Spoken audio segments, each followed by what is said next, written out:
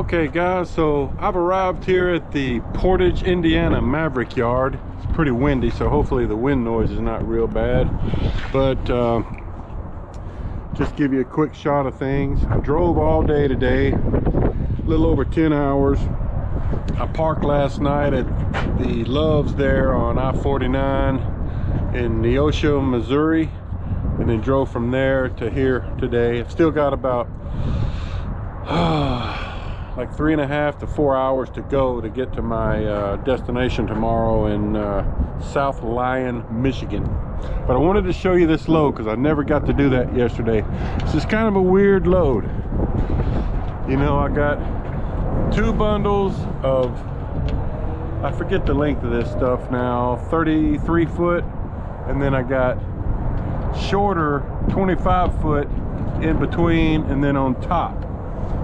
So you know, the way that worked is I've really got more securements than would be required, but this is a weird load. So what I did is I put a belly wrap here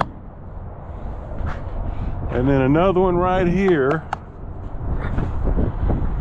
and then I got, you know, another one here. So 4 belly wraps on the lower level, and then I got a belly wrap on the top, in the rear, and in the front, because you know that top layer is 2 bundles, so you need to hold them tight also. And then I got a chain over the long part of the lower level in the front and the back right here, chain with the over center binder, and then I got 2 chains going over the whole thing, over the top, you know, and they put pressure on the sides also. But that's you know, and I'm using my 4-foot timbers here to set the second layer on, and everything has ridden very well. I had it super tight. I think I might have adjusted this chain on the back when I stopped and did a load check. I adjusted this one time, maybe tightened it 1 notch, but that's it. And of course I used the coil pads here to get a grip on it. But here's the over center binders. So that's just a look at it. Wanted to show you that. All right, more tomorrow. Well folks, we've made it to Thursday morning. I left the Portage Maverick yard around 3:30 this morning, something like that, and just arrived here at what's the name of this place? Michigan Seamless Tube. And I'm telling you, I thought I was in the wrong place, because this old place is tucked back in the middle of this poor little neighborhood, and it was not easy getting in here. I had to make a turn back there in town, and cars had to get back up from the lanes they were in so I could make the turn. Not a good place. So the instructions on all the signage tell you to turn into this dirt lot back here that I'm leaving, and check in at this little blue office here. Do not enter until you've checked in. So I go in there, and then there's more signs saying there is no guard to proceed on into the plant. So there you go, virtual guard, I suppose. Now I'm supposed to turn into this little gate here. I got traffic coming up behind me. There's another Maverick truck that just went in here, so I'm gonna kind of pull in here and get behind him.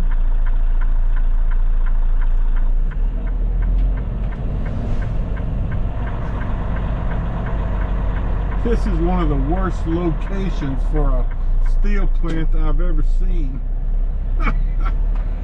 Oh man, it must have been built here before this neighborhood. All right, well I made it through the gate. And the instructions say you're supposed to pull up along the north side of this little wall here, rail, and then check in at some other office, which I've yet to see. Anyway, I'm going to do that here in a minute and go start unsecuring. Okay, everybody, I've gotten unsecured. That's where I came in, down there. Here's the load, just to remind you. Got all my chains and straps off. You can see up ahead, they've got an overhead crane outside. That other Maverick truck's getting unloaded now. He's got one more bundle on there. And then when he gets out and that unloader motions me, I'm supposed to pull up under there and it'll be my turn. Then I'm wondering how hard it's going to be to get out of this place. I don't know where I'm going next, but I'll let you know something soon. Okay guys, so I'm getting unloaded. My friendly unloader Jeff there is hooking up the chains, and there's the guy up there in that bucket that runs the crane. They've already got the two long outside bundles off, and I've got two of my timbers put up, but I got to stay back out of the way. They won't want me getting up there. What kind of content you got? Just all your stuff? So Jeff, what do you guys do here with this material? We make seamless DOM tubing or pipe to make for any application necessary. Car frames like NASCAR, Baja buggies, boiler for hospitals and schools, pipe for seamless conduit, pipe. Seamless pipe and tube. Yep. Okay. For all kinds of stuff. We take these big bars, make them into little ones, pierce a hole in them, and make tube out of them. Yeah, it's pretty unique thing we do here. Oh yeah. Neat.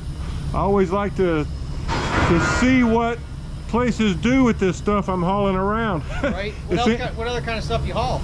Well, we haul a lot of this from the Gerdau plants, different plants around, and we haul steel coils, lumber, drywall, stuff for Home Depots and Lowe's, you know, from their distribution centers. Right. Anything that can be, you know, has to be on a flatbed. Yeah, I mean that's everything in this country. But a lot of steel products, aluminum. How long you been doing this? About 3 years. 3 years. You like it? I do. It's been good. What'd you do before? I worked in the newspaper business. Okay. And it kind of disappeared, so I got into this. Right? They don't print anything anymore. No, much. no, Nobody no. wants books, newspapers. Yep. Everything's online. Right. That's what happened. So how long have you worked here? Coming up on 15 years now. Oh wow. Yeah. You don't look that old. Yeah, we're finally getting steel in. We had a major problem for a long time getting steel in. You know, COVID kept the supply chain moving along, and we're finally doing it. And only problem is now our new owners didn't want to. They understaffed us, so now we can't get the product through the mill and out the door. Need more employees. Yeah, we need more employees. We hired 42 people last year and lost every single one of them due to. We might have retained a couple, but due to retiring, we lost just as many people as we hired last year. Wow. Yep. I see that everywhere I go. You know, people are trying to hire. I don't. Unfortunately, this is our contract year, and they haven't done anything to keep up with the wages. So we're going to be negotiating heavily here real soon. Well, that should be easy since wages are going up everywhere. Everything's going up. We're losing people who have been here 15, 20 years are quitting to go other places, and they can't understand why. Yeah, I totally get it. One of the guys that's quitting right now, his brother is a chef at Texas Roadhouse. He went from $18 an hour last year to $28 an hour this year. Working at they can't retain people. They don't pay us that good. Working at a chef. Yeah. Are you guys union? Yep, sure are.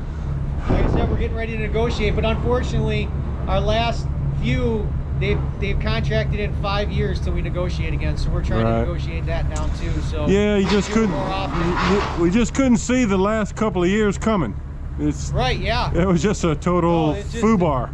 Yeah, with this whole COVID thing and them. Luckily, you know, I feel like being in trucking right now, I'm probably in about as safe a line of work as I could have picked. Unfortunately, one of the truckers that came in here yesterday comes in here all the time. He said he's actually got to go down empty because he's got nothing. He's got to go back to Indiana empty. He's got nothing. He said his buddy's hauling cars. He's got nothing. Really? I told him, I said, try hauling out of here. I said, we can't get truckers to come. Is he an independent operator? Independent, but he's contracted with a few people like right. the SDI okay. or other steel company. Up there. I think there's one. All right, well, thanks for letting me film some of that. No problem. There's the guy down there dropping my product way down there. All right, that's it, guys. Okay, everybody, well, I've gotten unloaded, but I'm still sitting here at Michigan Seamless Tube out in their holding lot. You know, I sent in my empty call after I got unloaded and had my paperwork signed about 40 minutes ago, and I never received anything, which is kind of odd. So finally I called my fleet manager, and he said the messages didn't go through. It didn't show me as empty. So I'm glad I called. He did something in the system and got it going. So I'm just sitting here still waiting on my next assignment. And my ABS light on the trailer has come on again now that I got unloaded. You know, it's been fine since I believe I filmed up in Fort Smith the other day.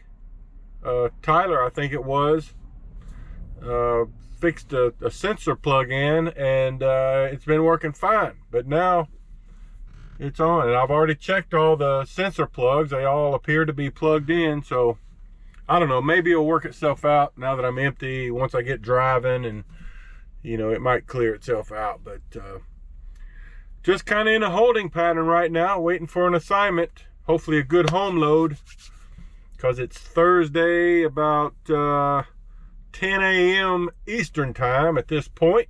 Time to get a good long home load, hopefully. So we'll see you shortly.